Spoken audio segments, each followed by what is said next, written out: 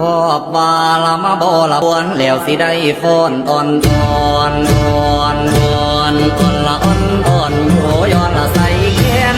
ยอยิงย้อนอ่อนห้วยกล้วยแขนกล้วยโตตามต้นสิหวยลงสิดาน้องแพงมาเป็นทางามนันนานันละนายามออกท่าก่อนงามนันนาจังรุดพาแฟนสอนสมสีสันสิ่งเห็ดคิ้งสีล่องทองคือของการกันตองถวยของลมสีเจ้าผู้สีอ้อยซอยเจ้าผู้ลอยเลื่องเลื่องกินแก้วเท่านี้